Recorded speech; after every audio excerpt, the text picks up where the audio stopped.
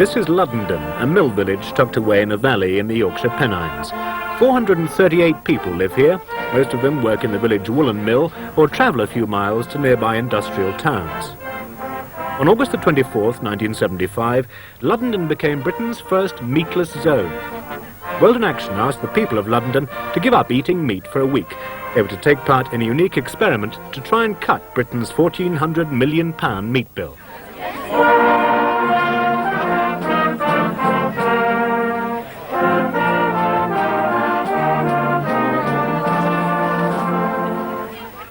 Normally, the village chews its way through 2 cows, 6 sheep, 32 chickens, and 2 pigs every week. Total cost £600, or £1.50 per person, just about the national average.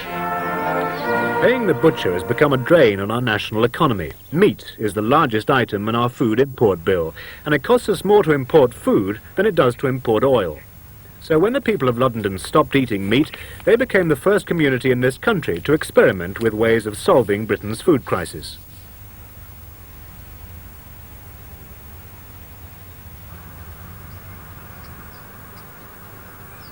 The Luddenden experiment began with a door-to-door survey of the village's 195 houses.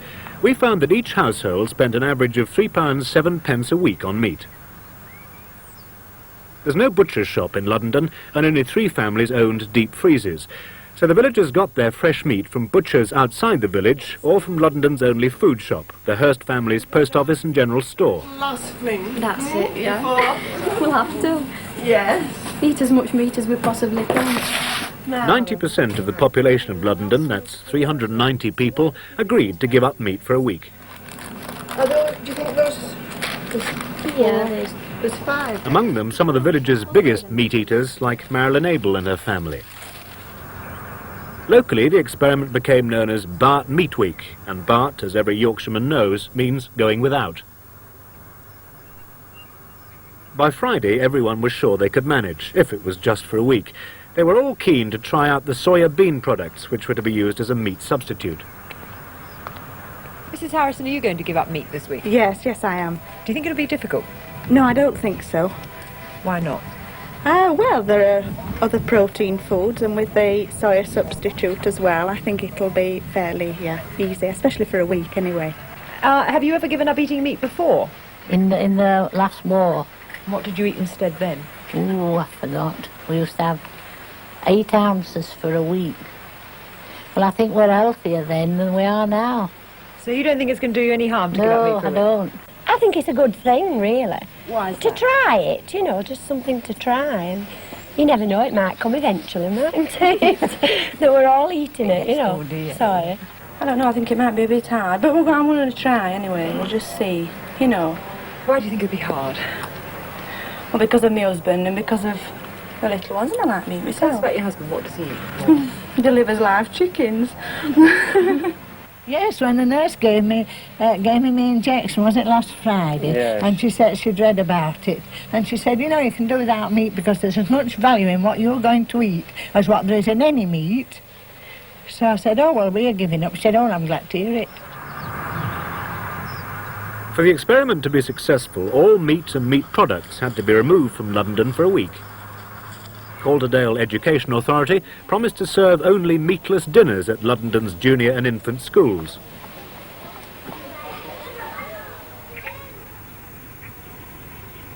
And on Saturday afternoon, the Hurst family removed all the tinned, frozen and fresh meats from their shop. They replaced them with a variety of foods made from textured vegetable protein, or TVP. Britain gets most of its protein from meat, so if we leave meat out of our diet, it has to be replaced with vegetable protein foods. The people of Luddenden were given TVP made from American soya beans. Because it's imported, this isn't the long-term answer to our food problems, but still it's only quarter the price of beef. So the Hursts filled up their shelves with a variety of meatless convenience foods: TVP pate, spaghetti bolognese, meatless banger mix and saucilatas. With the last chops removed from the fridge, the post office closed down until Monday.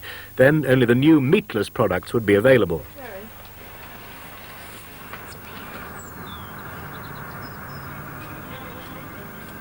concert night at the Working Men's Club. The last chance to enjoy a meat pie for a week, though not positively the last appearance of the demon meat.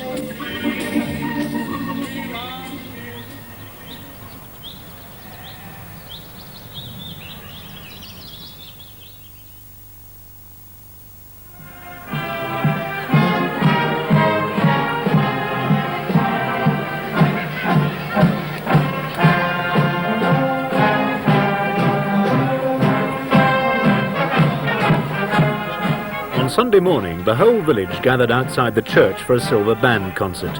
At noon, the band led the villagers to the local restaurant for a traditional Sunday lunch, roast beef and Yorkshire pudding.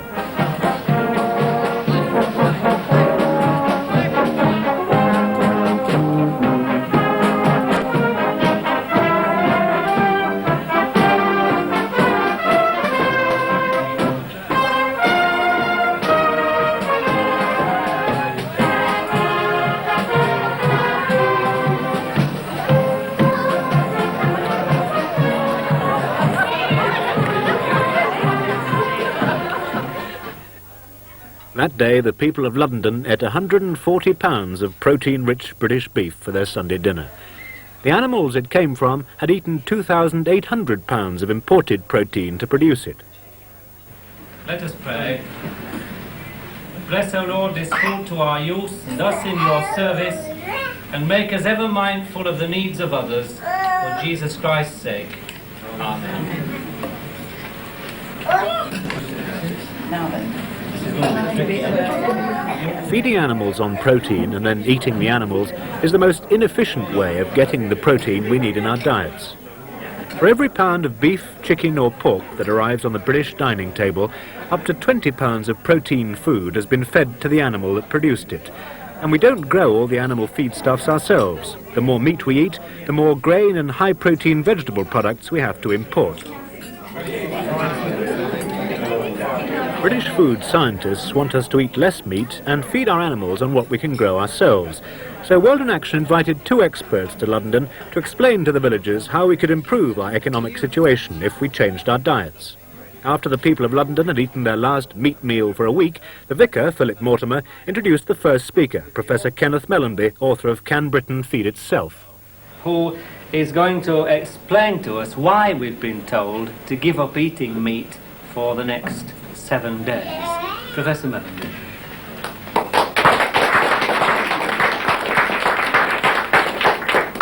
Well, after this very splendid meal, it may be difficult for us to realise that a very large number of people in the world have not got enough to eat.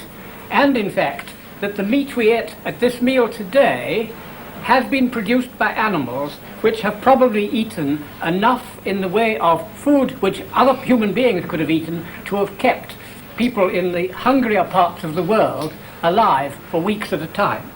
We have this large amount of food in this country because we import something like 50% of the food that's eaten in this country. It's actually imported from other parts of the world.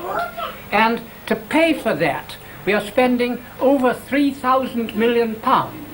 The total of our trade deficit, which is putting us in such a financial mess, is caused largely because of the amount we are spending on food.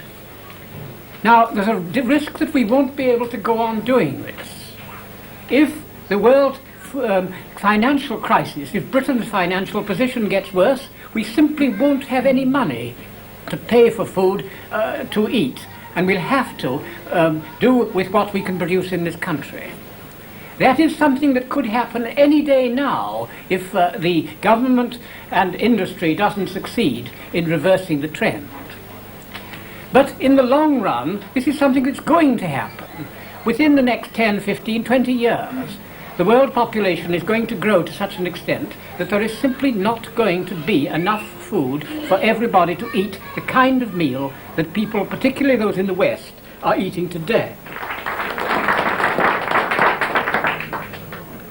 Thank you, Professor Mellanby, for clearing up, I think, one or two doubts that some people in the village have, that we're all going to be turned into vegetarians. As we've seen so far, this is not true, but is a serious experiment to show how we can exist by eating things other than meat.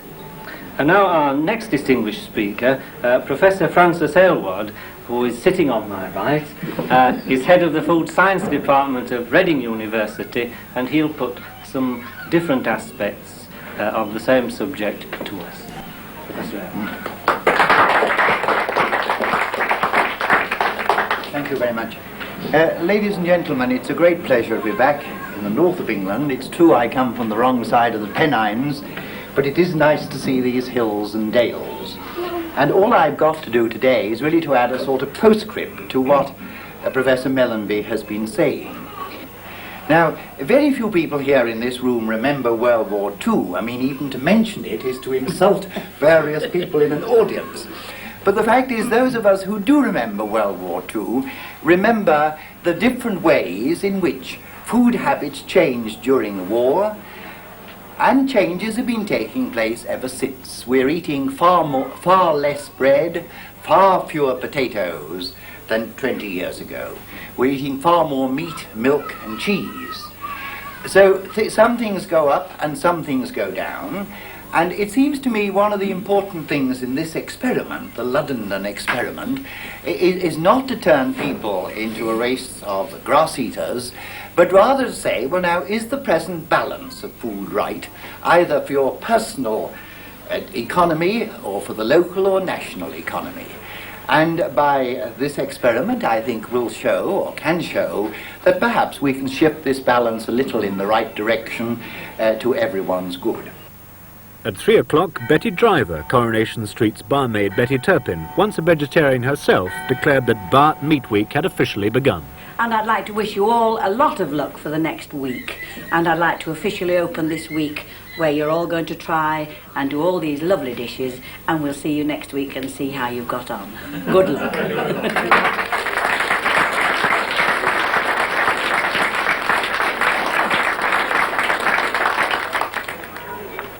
Most of the people of Luddenden had never used textured vegetable protein before, so World in Action brought top vegetarian cook Pamela Brown to the village to give twice-daily demonstrations of meatless cookery. She prepared the Luddenden diet, 7 days of meatless menus with the same food values as the meals the villagers normally eat. Day 2, Monday. Breakfast, fried egg with tomato and sauce mix flatties. Dinner, stew with TVP chunks. Tea, corn fritters. All of you, I'm sure, collected your dog biscuit looking stuff, which does, I agree, look just awful really, like this. But what I'm here for is to help you to transform it into something entirely different, but something that your husbands will hardly know the difference. And what they may say, you never know, they may say you've been cheating. So anyone that has a husband that says you've been cheating, you've won. Or perhaps it's I that's won, really, to show you what to do. So the first thing that I will do is to show you the stew, which is on the recipe sheet that you have. I'm sure you all know very much more by now about textured vegetable proteins than you knew before. And it is something which you've probably been eating even in restaurants and so on without realizing it. And it's something that is going to be, I think, very useful in the future for replacing protein.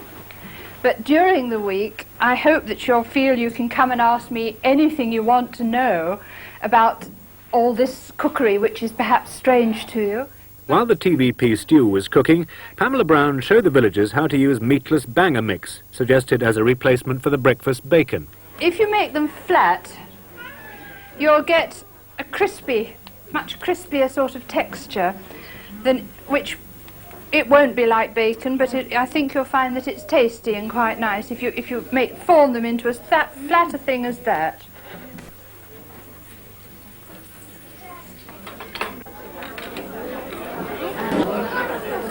Well, there you are. Now, I believe that you have somebody here who's desperately hungry. Is the vicar around? Would you like to come and have a try?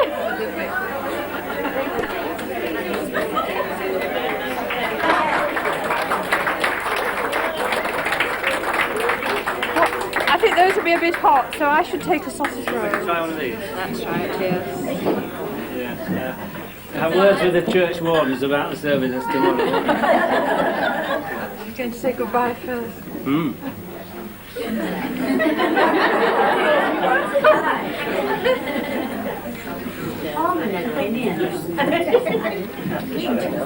It's palatable.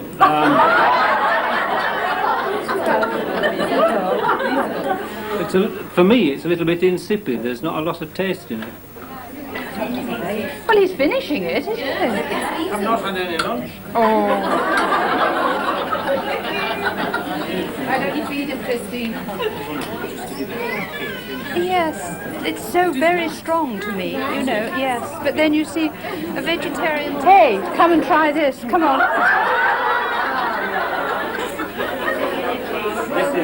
It's hot, so give a little slow on it.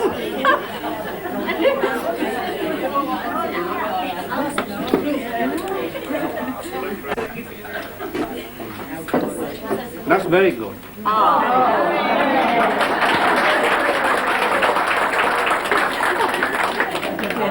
I'll have a plate for you. That's very, very good. Now, you can't tell the difference between that and, you know, a stew of whatever you make it from at home. What does that taste like? Lovely. Does it taste like meat? Yes, it does. Well, I think if it was served in a cafe with it and you didn't know what it was, you'd think it was meat.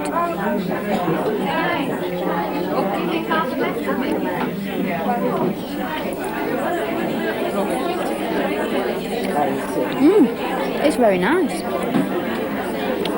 I think it's as good as our own. No, I don't think so. No, super. While the housewives of Luddenden were cooking their first meatless tea, Professor Aylward and Professor Mellenby met some of the villagers in the local pub for a drink. Sheep meat may be the normal thing. Rodney Collins, a teacher at the local high school, Stephen Hurst, the village window cleaner, and Luke Spencer, a university English lecturer, came along with their wives. The villagers talked to the professors about the reasons behind the Luddenden experiment. Our general idea is that for economic and other reasons, people will have to eat a greater percentage of vegetable protein as distinct from animal protein, and so one envisages a certain shift in food patterns, and perhaps going back to patterns rather similar to 20 years ago. Can people be persuaded to give up meat, or so to vary their diet that meat forms a much smaller part of it than it has hitherto? We've got so used to the idea of cheap food and subsidized food that we've never faced the realities. And the realities are now coming to the fore for two, I think, rather different reasons, but related. One, the economic reason of the inefficiency of protein production through animals. The other reason is the national economy, the fact that we are importing animal feed in order to get the cattle, the meat we want. And then there's the third aspect, the overseas problem, the fact that... That's the economic one. Can I ask Professor Mellenby what the political consequences are, as he sees them? I don't think there necessarily are a great many political consequences. I mean, what we're going to have at some stage is the impossibility of importing a whole lot of foodstuffs for intensive animal production. Now, we are going at the same time to be producing wheat and other substances like this in this country, and we're going to have to eat ourselves more of this. And this is not necessarily going to make any tremendous upset. The main upset is going to be the intensive animal keeper who has been persuaded by government to put a lot of capital into building buildings which are going to be useless. Yes. That's the sort of thing that's going to happen. But the actual production of the food that people need is a much simpler problem. In fact, it can be shown that we are already in this country producing enough of the essential elements of a diet on our own land entirely. Are you suggesting that we in Britain could feed ourselves then? Oh yes, entirely. Yes, yes. How? Well, by simply, the one essential thing is by reducing the amount of intensively fed animals and by diverting the vegetable substances which feed those animals to human consumption, remembering that over 90% of the barley that's fed to beef is wasted. It's simply wasted. You're over a similar amount that's fed to broiler fowls. It looks very efficient, but in fact you're wasting a great deal of this. And by simply not wasting it in that way, by diverting it to human beings, we could do it. But it would be a frightfully dull diet, and I think this experiment here is very valuable by showing people that even with a drastic change in their diet, it needn't be intolerably dull. And at number 6 Spring Bank, Marilyn and Gib Abel were sitting down with their 3 children to their first TVP stew, which Marilyn had made from Pamela Brown's recipe. Not too bad. Oh, it's quite nice. It tastes better really than what it smelled. I think it Do you like it? What do you think? Okay. You like that? Not bad. I go back to the point I made, that if one goes back throughout a very short history, say to 1939, the beginning of World War II, I suspect that if one had the facts and figures round this table, one would find that the typical thing would be a roast of some sort on a Sunday. I mean, the concept of the Sunday dinner was integral. That was the family feast. And then good housekeeping came up, in the sense of making the maximum use of meat that wasn't perhaps suitable for direct roasting. I think the general point about food habit, people being conservative, I don't believe this is true. I think it's obviously true up to a point. But there was an article in one of the Sunday newspapers yesterday showing that 8 million people have been travelling abroad on package tours. This is something which began just a few years ago. Now, people have been exposed to life in Mediterranean Europe, and what's the result? A tremendous change in dietary patterns, particularly over and above basic necessities. Cheese, different types of cheeses, the pasta, pizza pies, almost unknown in Britain 10 years ago, and now normal. But one of the biggest problems with me would be that if I went on to a meatless diet or a reduced meat diet, I would then have to substitute with cereals. There is a carbohydrate content much higher in them than there is in meat. The main symptom of malnutrition, actually, in this country is, in fact, overeating and overweight. Now, people get the idea that this is because they eat too much carbohydrate, too much bread, too much potatoes, but it's because they eat too much food. A number of people have produced cranky diets, which are in fact methods or attempted methods of losing weight without making it too painful a process. But I think that this business about carbohydrate, if you eat a reasonable amount of carbohydrate, you are not going to be fat. You just haven't got to eat too much of these things, and if you eat a reasonable amount of bread or potatoes, any of these things, you will get, in addition to the carbohydrate, a lot of protein and other things in that food. 20 Halifax Lane is the home of the Davenport family. Valerie Davenport had been to the cookery demonstrations. Like every other household in the village that Monday night, she and her family sat down to a homemade TVP stew. Do you want some more? When I've eaten this, these carrots taste raw. No, they're not cooked enough. What does the meat taste like then? Nice.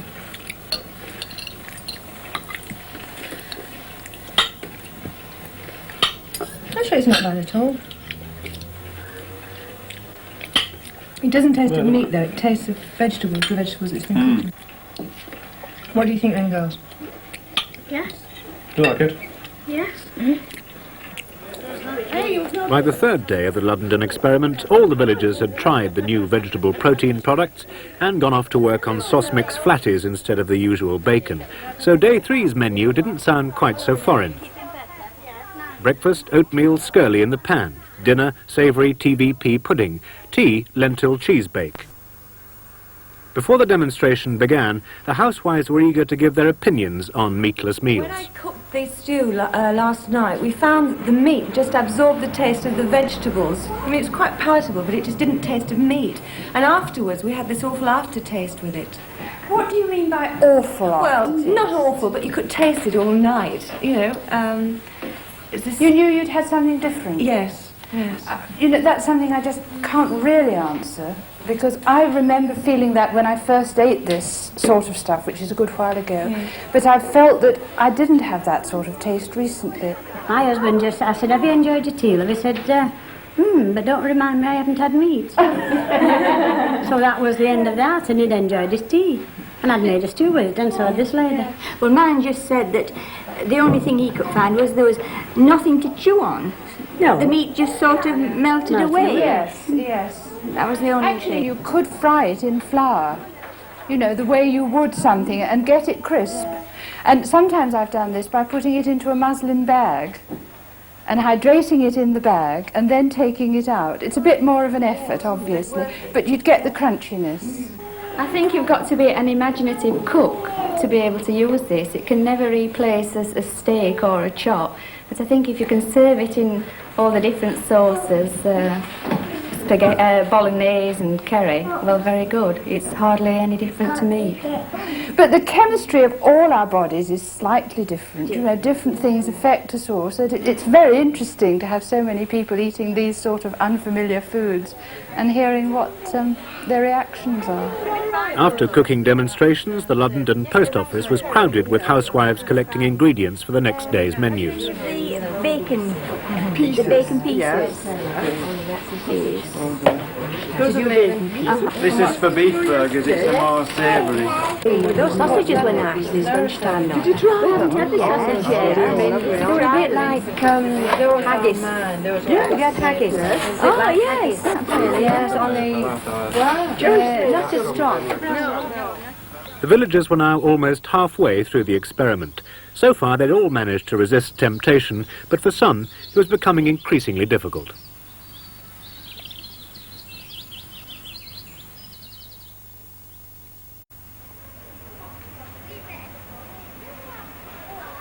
Day 4 of the Luddenden experiment.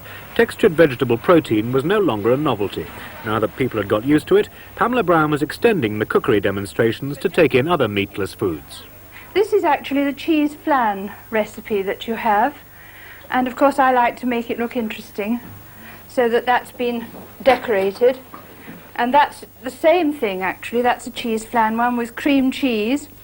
And when I talk about salad, you'll see that there's no reason why you shouldn't have flowers in salad as well. This is borage, which I'm sure some of you will have in your gardens, and you can eat it. So that's just a flan with a cream cheese pattern on, and borage, and sorrel leaves, which again you'll very likely have in your garden. Celery's or parsley's all right, but I think if you can find some interesting little herbs to use instead of parsley, it's better. This flan is the sausage mixture, and that's made of a flan with pastry. And by the way, I haven't used white flour. I've used what's called 81% flour, which you can also see later on, but obviously you'll use whatever you're accustomed to. But that's got the sausage mixture in, and then it's got tomatoes and various vegetables and a lattice pattern on the outside to make it look interesting. Because the post office was the only place that sold food in the village, Mrs. Hurst was able to keep an accurate check on how the experiment was going. They've done very, very well up to now. So probably by tomorrow, mind you, there's been some tempted. They've said, oh, what I'd give to have a bacon sandwich, you know. So I don't know whether they'll fall by the wayside tomorrow. The first to fall by the wayside was Mrs. Elsie Brennan of 9 Highfield Drive. She'd been to Halifax Market and bought 2 pork chops and a pound of best steak. I've tried it, and I don't like it. Now, why is that? To me, there's no taste to it. And if you to put a lot of spices in to make a thing taste, I don't think it's any good. If you're hungry, you're hungry. Therefore, if you've got the money, you'll go and buy something. Well, why does that satisfy you when other things don't? Well, with that, we'll have Yorkshire pudding, we'll have onion gravy, we'll have cabbage, and we'll have potatoes. That ain't a meal to me, not without meat. Mary McManus had an unusual problem. She was taking part in the experiment but still cooking meat for her husband. How was she managing? Not too bad, but I broke it once. What did you do? Had some steak. How did that happen? Well, when you're cooking for your husband, it looks so tempting. And I just thought, well, I'll have some. What did you do? Sneak a bit out of the pan? Or? No, I had it on a plate.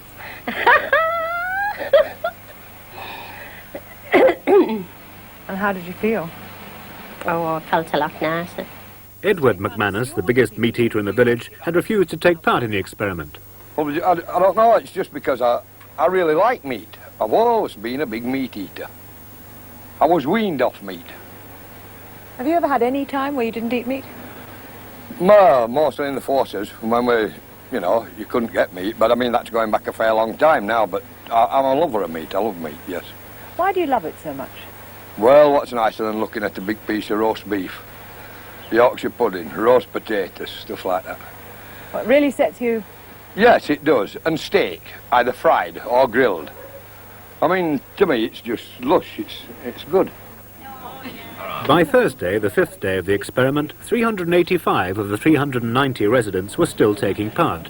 It was a fairly quiet day in the village. A quarter of the people are old-age pensioners, and they'd gone off on their annual outing to Morecambe. Although they were going out of the village, they were still eager to stay meatless.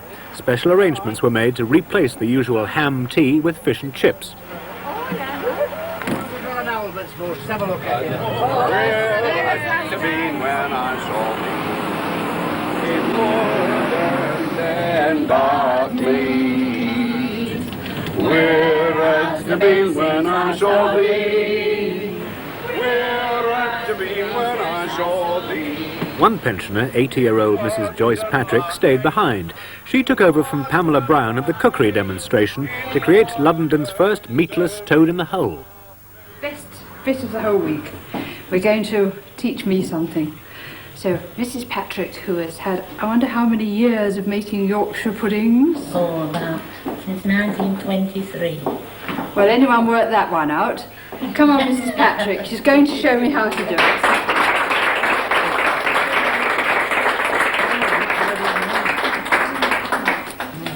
Tell me if you want me to do anything, otherwise you do it. Well, that's 1, 2. She's my sort of cook, not measuring it all out, but just doing it by experience. All talk, else that's be worse.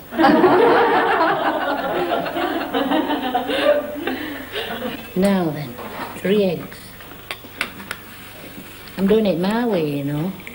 I don't know whether you do it this way or not. Where do I put these? I'll just take them from you.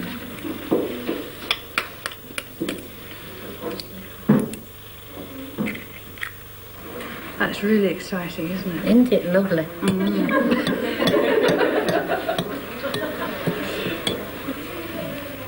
Well, there's one. And we've put the sausages in the bottom. Oh, you have done. Now, where do I put this?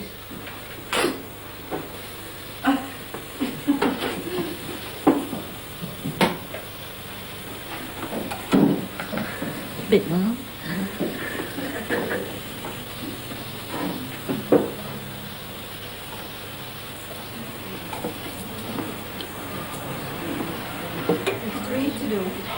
No, I'm just thinking.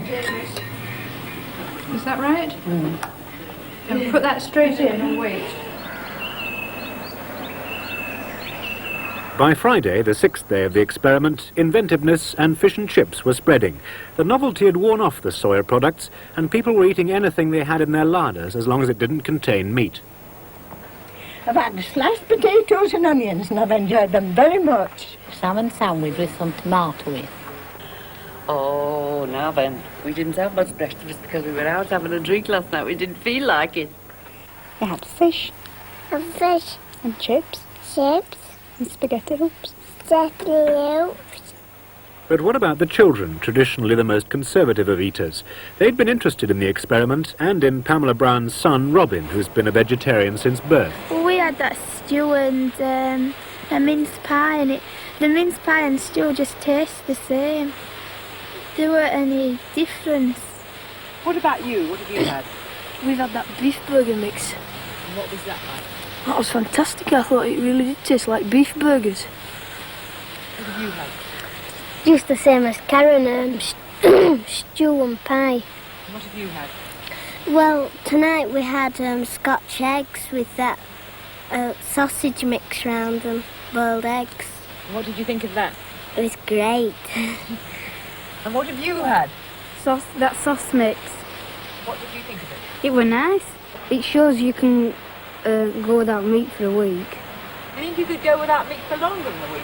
Yeah. That little lad, the person who's been doing the cookery demonstration, that little young Robin, yeah, he's been without meat or fish for all of his life. No, he's Up till now. Has he? He's had fish, I think. It's just meat. Oh, well, he's gone without meat. And does he look all right? Yeah. Yeah. Does that surprise you? Yes, Yeah, it does. Did you all think you had to have meat to be healthy? Yes. And what do you think now?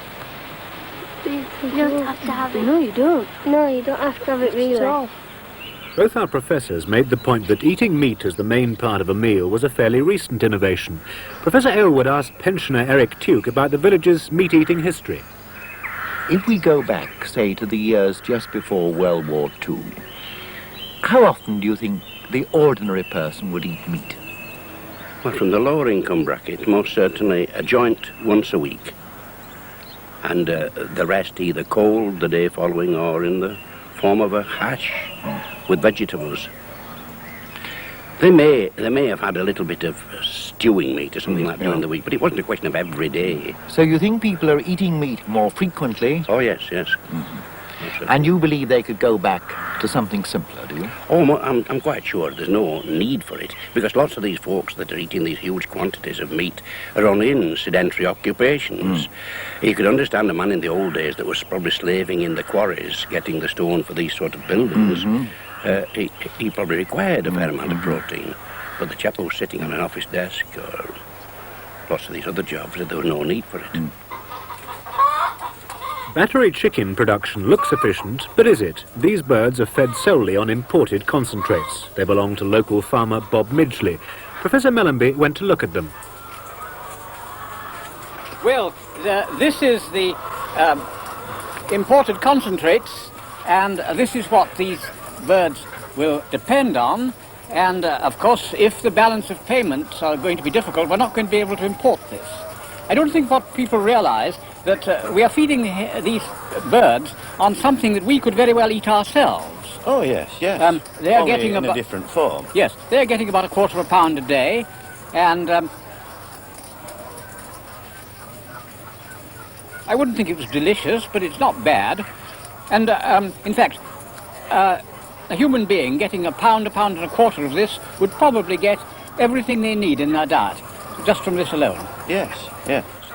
Well, this food, of course, it's made from maize and fish meal and soya beans and dried grass and things of that kind. In fact, it's obviously a complete diet. I think both pigs and broilers are things that are likely to have to decrease in numbers very, very considerably unless we can have these cheap imported high-protein foods. And this is going to make a tremendous change in the present sort of diet. And as you say, I think what we need is the animals that can convert grass.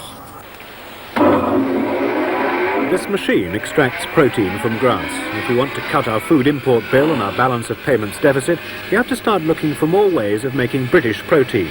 Bill Pirrie is a food scientist who started looking for alternative forms of protein during the last war. He invented the grass pulping machine. After the grass has been pulped, juice is then squeezed out. It's the juice that contains the protein. Now, what's the next process? What The happens? next process is now by hand to squeeze out this juice. Do you ever see a day coming where people will have a machine in their own homes where they can sort of chop their own No, grass? I wouldn't have said in their own home, but a village like this might well should have one. And it's all in solution now, and then when it's boiled up, Will it sort of turn out looking like green scrambled egg then? well, or more like a green cheese. If you turn off the gas, and you can see the curd has now formed quite nicely. Not very much of it, but you see the brown liquor underneath a floating layer of the protein curd.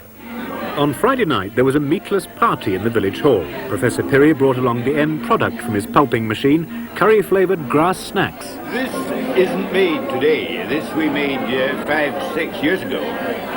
But it's been in the deep freeze, and it's curry flavoured, and I quite like them. I haven't eaten all of them. If you like curry. Oh yes, it's lovely. It's lovely. Good. I like it very much. Good. Yeah. Yes, I like it. I'll try. No, I don't. You don't like it? You don't like curry? Yes, I love curry, but I don't like this. No. I'm no cook, of course. I mean, this is... you shouldn't judge this by incompetence. That tiny weenie piece. It doesn't look very nice. I thought it was green milk. Curry, this wasn't made today. This was made years ago.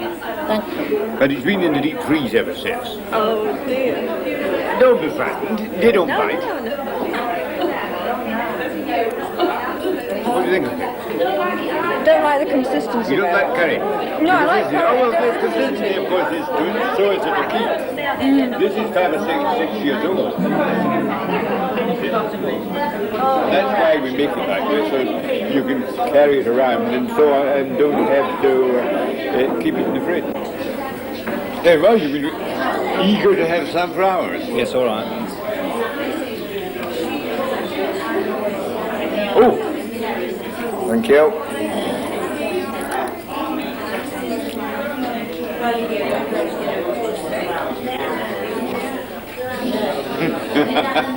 You don't like it?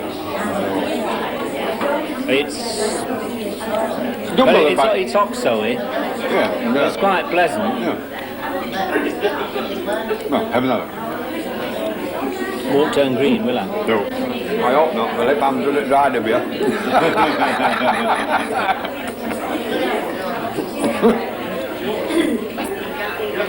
You better get It's all right. of him in it. It's all right in small doses. You don't want a lot. This isn't intended as a normal method of eating it. This is just something we made 5 or 6 years ago, and it's been sitting around in the fridge ever since. No, I can't. I wouldn't like a week on this. How difficult is it to change people's tastes? How difficult is it to get people to adjust to completely new kinds of food? Well, you've got to have leisure, you've got to have time. You can't expect most people to change food habits in a day. I think a minimum's about a month of contact. You've got to let them have at least a week to get accustomed to the idea. And then it moves fairly quickly. But there are a few rather simple rules. One is if you're going into a community with a new idea, you have manifestly to be eating it yourself. There's absolutely no sense to go in and say, you folk are all going to eat this, but I'm going home to eat bacon and eggs, you see. By eating less meat and more vegetable products, Britain could cut her import bills and reduce the balance of payments deficit. To do this, we'd need a British agricultural policy geared towards feeding ourselves on what we can produce at home.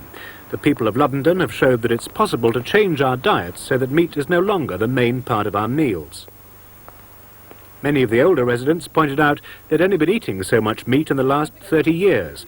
Most of them had grown up healthily on diets that had very little meat in them. On the last day of Bart Meat Week in the Luddenden Church Hall, the villagers talked about what the experiment had meant to them. It seems to me that if people are going to move off meat onto something else, it's not going to have to be a substitute meat. It's going to have to be a more natural product which tastes, has got a better taste than the soya products. At the moment, we're paying about half the price of what we should be doing for meat. It's a fact. So, I mean, just taking sirloin steak, for an instance, you're paying 80 pence for a decent sirloin steak. So, I mean, double that price and you're paying the right price. Now, who can afford that? I can't. I'm damn sure most people can't in here. Our standard of living has got better. We're earning more money. And therefore, people who turn meat, why should I give up meat? They've got a picture in their mind of a nice big joint of lean meat. All right, good luck to them, because they've come to accept this, they've earned more money and they can afford to buy it. But let's face it, if this was denied to you, and you had to go back to the sheep's head broth, the spare ribs and dumplings, and the pig's hock. I mean, how many people nowadays would know what to do with them? I mean, the taste of meat is totally different to anything else you eat. We don't use that amount of herbs and spices. We're not Italians, we're not French or anything else. I mean, we've used spices this week that we've never used before. They're all there at home, but I mean, we just don't use them. My children like it. The little one doesn't eat much meat at all, but she's eaten this more than the fresh meat that I usually give her. I don't know how other people have found it, but an hour afterwards I've been hungry. It hasn't satisfied, it hasn't lasted. And that's the point with me. Not like a meat does. I think if we could have used it with meat as opposed to just using soya, then I think we would have probably enjoyed it far better than we did. But I think just to eat soya on its own, it's just too tasteless, apart from the sausage mix, which I think is lovely. Yes, I agree as well. I think I should probably get some soya when this is all over and use it to extend the meat. I think if you have, say, half and half, the gravy that you get off the meat will just flavour the soya. I think it would be quite a good idea. It's the same with a cheap cut of meat. The more herbs and spices, the tastier it becomes. Yes, but the soya just tastes of the herbs and spices, whereas if you add herbs and... If you got a cheaper cut of meat, it would as well. No. I think too many people were expecting the soya to taste like meat instead of tasting like soya. I mean, if you said to somebody this is an alternative form of protein and it isn't like meat or fish or chicken or anything, it's just an alternative form of protein, then people wouldn't have been looking for this special taste.